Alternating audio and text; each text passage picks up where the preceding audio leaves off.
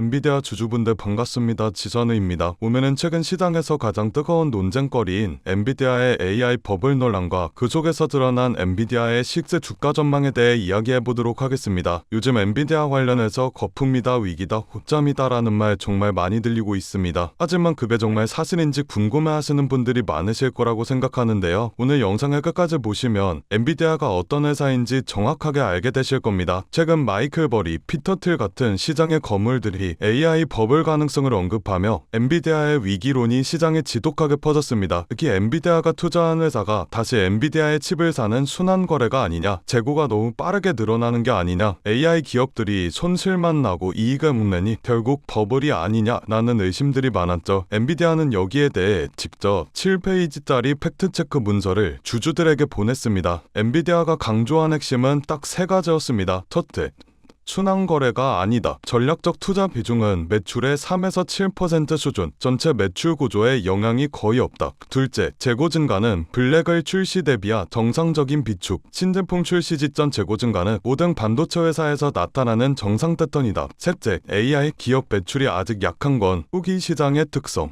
AI 시장은 장기 잠재 수요가 17에서 27조 달러 규모, 지금은 인프라 구축 단계라 현금 흐름이 약한 게 당연하다라는 입장입니다. 즉 버블이라고 주장하는 근거들이 사실과 다르다고 엔비디아는 메시지를 명확하게 전달한 건데요. 그럼에도 불구하고 시장이 떨어진 이유는 이렇습니다. 고점 부분에서 쏟아진 AI 버블론 때문이죠. 특히 피터 틸이 엔비디아 지분 53만 주를 모두 매도하며 AI 버블 정점론이 이슈를 크게 다뤘습니다. 또한 바이든 정부 이후 이어진 미국의 칩 수출 규제가 엔비디아 매출을 제한할 수도 있다는 우려 때문입니다. 하지만 이 부분도 최근 흐름이 바뀌고 있는 중인데요. 미국 정부가 엔비디아의 H200 GPU의 중국 수출 허용을 검토 중이라고 합니다. 만약 수출이 허용이 된다면 엔비디아의 중국 매출이 증가하고 중국 반도체 기업들의 성장 속도는 지연될 것이며 글로벌 AI 공급망에 안정화가 찾아오겠죠. 그리고 무엇보다 중요한 건 트럼프 대통령이 최종 결정권을 가지고 있다는 겁니다. 트럼프는 전부터 엔비디아의 중국 판매는 필요하다라는 입장을 직접 밝힌 사람이죠. 이건 규제가 완화될 가능성이 존재한다 라는 뜻이고 그 자체가 엔비디아 주가에는 강력한 상방 압력이라고 볼 수 있습니다. 여러분들, 지금 엔비디아를 둘러싼 논쟁들은 거품이냐 펀더멘털이냐의 문제입니다. AI 버블로는 단기적으로 충격을 줄 수 있지만 엔비디아의 실적, 생태계 규제 완화 가능성, 정부 정책 효과까지 모든 지표가 말하는 것은 단 한 가지입니다. 엔비디아는 여전히 AI 산업의 절대 강자이며 흔들릴수록 매수 기회가 된다라는 거죠. 엔비디아는 단순한 GPU 회사가 아닙니다. AI 산업의 중심축이